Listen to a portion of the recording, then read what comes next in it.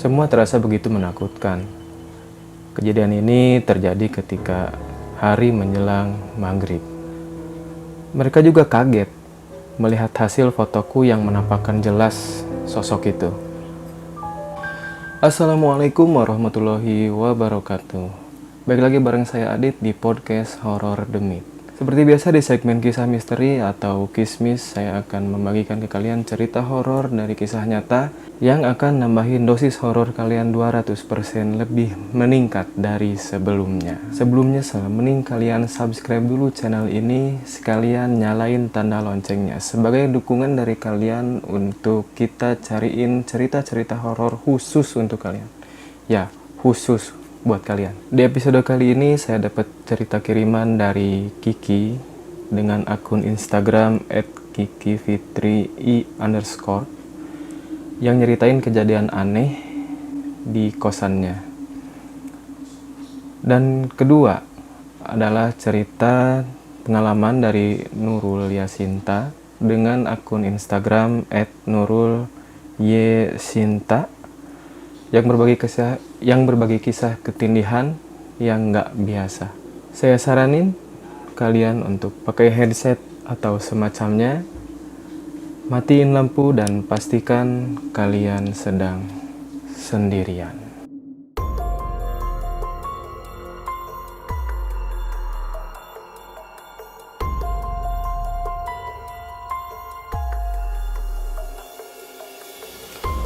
Oke, langsung aja ke cerita pertama. Saya di sini akan bertindak sebagai Kiki. Kenalin, aku Kiki. Sekarang aku bekerja di sebuah perusahaan moda transportasi. Kali ini aku mau berbagi pengalamanku yang bersinggungan dengan hal mistis. Pengalaman pertamaku terjadi ketika aku duduk di bangku sekolah menengah pertama, sekitar tahun 2008. Aku tinggal di kota Banjar, sekitar 37 menit ke arah timur dari kota Ciamis. Aku tinggal di sebuah rumah yang berdekatan dengan pemakaman umum. Yang ketika itu, jika malam hari, suasana mendadak berubah mencekam. Semua terasa begitu menakutkan. Kejadian ini terjadi ketika hari menjelang maghrib. Bukannya siap-siap untuk mengaji, aku malah sibuk main HP sambil menunggu giliran untuk mandi. HP zaman dulu belum ada namanya kamera depan. Jadi kalau kita mau selfie, kita harus pakai kamera belakang sehingga kita nggak tahu apa yang persis di sekitar kita yang tertangkap kamera. Aku iseng-iseng selfie karena penasaran, hasilnya segera aku lihat di layar HP. Alangkah kagetnya aku di situ. Ternyata yang tertangkap kamera bukan hanya aku seorang, melainkan ada sesosok makhluk yang terbungkus kain kafan berdiri di sampingku. Yap, udah ketebak itu apa, dan itu jelas banget kelihatannya. Sayangnya bukti potret gak bisa aku share karena udah lama aku ganti HP dan aku gak mau lagi lihat foto itu. Seketika aku pucat, bukannya lari ke kamar karena hari sudah maghrib, aku malah keluar rumah ke rumah saudaraku yang kebetulan berdekatan. Kakak sepupuku dan pamanku heran melihat aku yang pucat sambil gemetar. Mereka memberi minum dan menanyakan ada apa denganku. Setelah agak tenang, aku jelasin kalau tadi aku selfie dan hasil fotonya bukan cuma aku yang tertangkap, melainkan juga ada sosok yang terbungkus yang ikut. Mereka juga kaget melihat hasil fotoku yang menampakkan jelas sosok itu. Ya mungkin itu sebuah peringatan buatku untuk mempersiapkan diri sebelum maghrib. Karena kata orang tua zaman dulu, waktu maghrib adalah waktu yang semestinya bukan digunakan untuk bermain-main. Sementara pengalaman selanjutnya terjadi ketika aku kuliah di salah satu universitas ternama di kota Bandung. Dan aku ngekos nggak jauh dari situ. Lagi-lagi pemakaman. Ya, kosanku ini dekat dengan pemakaman. Tetapi bedanya pemakaman ini pemakaman Cina dan pemakaman keluarga. Jumlahnya pun sedikit, sekitar 20-an makam. Kosanku terdiri dari 2 lantai dan 10 kamar, masing-masing 5 kamar di setiap lantainya. Sementara aku ke bagian kamar di lantai 2. Bagian belakang kosanku ini langsung menghadap ke pemakaman. Alhasil pemakaman itu bisa kulihat langsung dari jendela kamar mandi. Karena agak creepy, jendela kamar mandi aku tutup supaya menghalangi pandanganku ke pemakaman itu. Semua bermula ketika di malam pertama aku tidur di sana, mendadak hawa sekitar panas banget serta lembab. Seperti kita tahu, Bandung adalah kota yang cukup dingin di malam hari. Apalagi daerah kosanku yang terletak lebih tinggi dari tengah kota. Karena merasa aneh dan takut, inisiatif aku ajak teman untuk menginap. Dia pun merasakan hal yang sama, panas dan lembab. Dan dia berinisiatif mengajakku untuk mengaji. Sebenarnya hal ini sudah aku lakukan sejak tadi siang. Memang kita dianjurkan untuk mengaji di tempat yang baru kita akan tinggali, sebagai bentuk uluk salam atau pertanda bahwa kita akan meninggali tempat itu supaya nggak ada gangguan dari dimensi lain. Malam itu memang terasa aneh. Meskipun kita berdua sudah mengaji, hawa di dalam kamar tetap aja panas. Aku dan temanku memaksakan diri untuk menahan kondisi ini dan segera tidur. Di malam-malam berikutnya, berlanjut mencekam. Entah kenapa, setiap jam 1:30 aku selalu kebangun. Padahal jika di rumah, aku terbiasa bangun jam 3:30 menjelang subuh. Di saat aku terbangun, di situ aku lihat pintu kamar mandi buka tutup sendiri. Padahal yang aku lihat nggak ada apa-apa, dan semua lampu menyala. Aku beranikan diri bilang, maaf, jangan ganggu. Dan alhamdulillah, pintu itu berhenti dan aku lanjut tidur. Gangguan itu hari demi hari makin seram. Contohnya ketika aku pulang kuliah, sebelum asar waktunya. Persis di depan mataku, pintu kamar mandi itu lagi, yang ada di kamar kosanku, tiba-tiba ada yang membanting.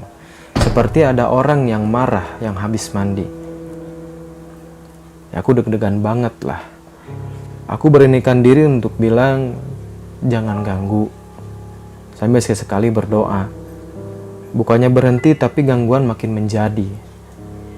Pintu beberapa kali dibanting sampai aku memutuskan untuk keluar sambil baca-baca doa. Di luar, aku minta temanku untuk menemani, soalnya aku masih kaget dengan kejadian tadi.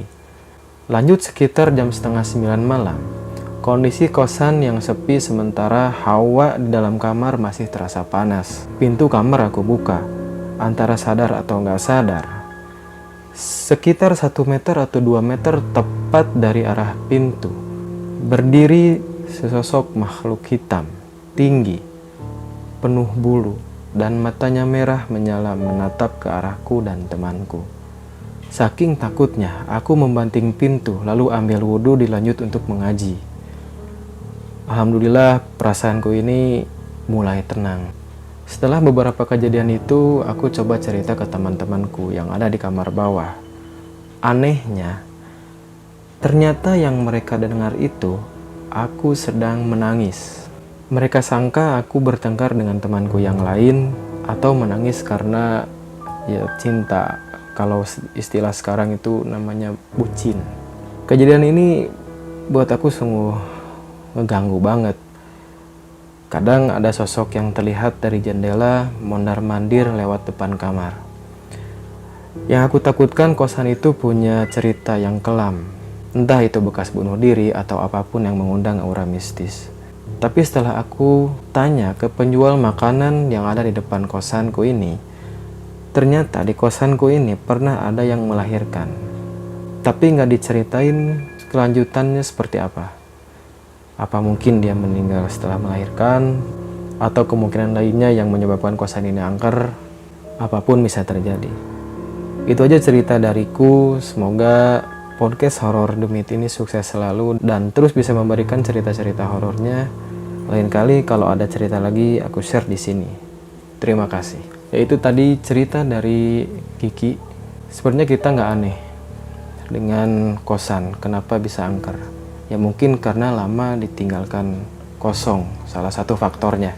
Oke, lanjut ke cerita 2. Karena cerita ini bentuknya sebuah rekaman dan narasumber ternyata ingin menceritakannya secara langsung, maka dengerin audio ini.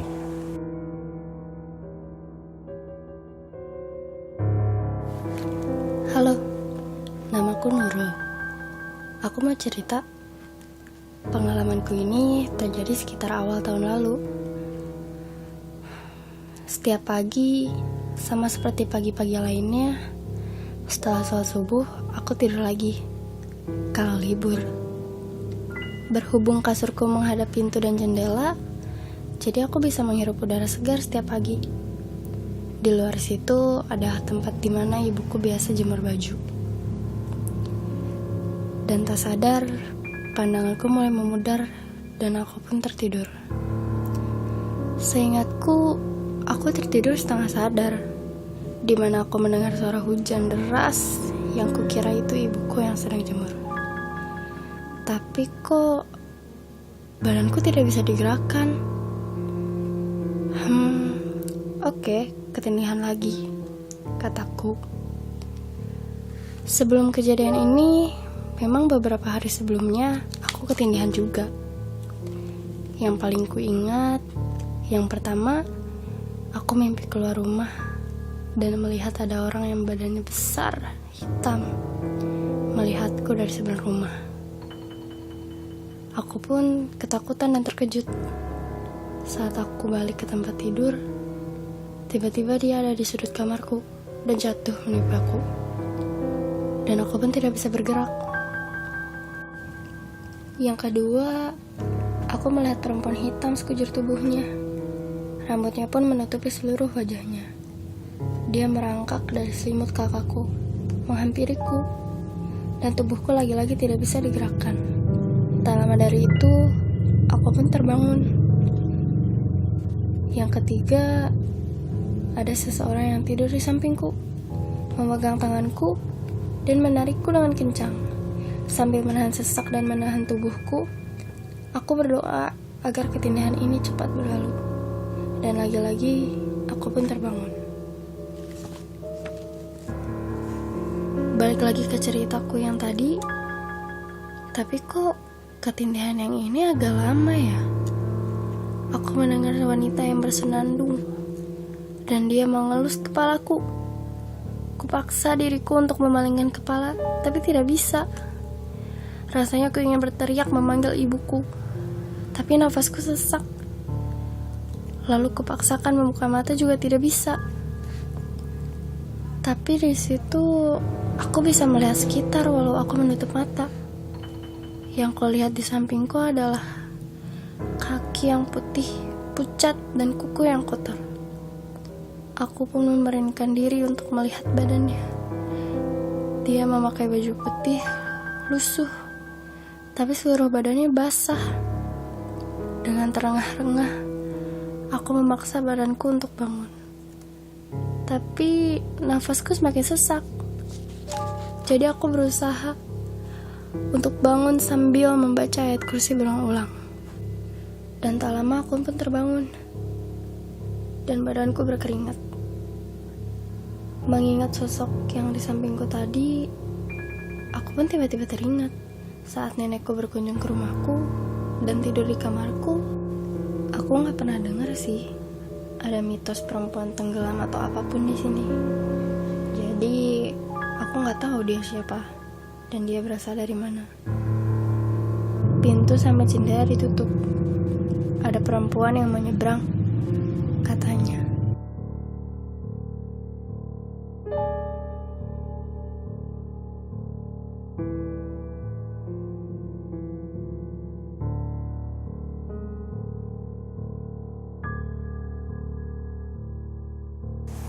Oke teman-teman, itu tadi ceritanya kiriman dari Kiki dan Nurul. Terima kasih kepada Kiki dan Nurul telah mengirimkan ceritanya.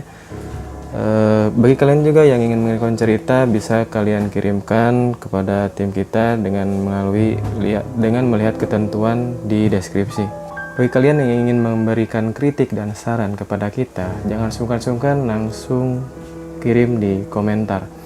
Dan kalian yang suka klik like ke atas, dan yang nggak suka jangan sungkan klik like ke bawah. Sekian dari saya, wassalam.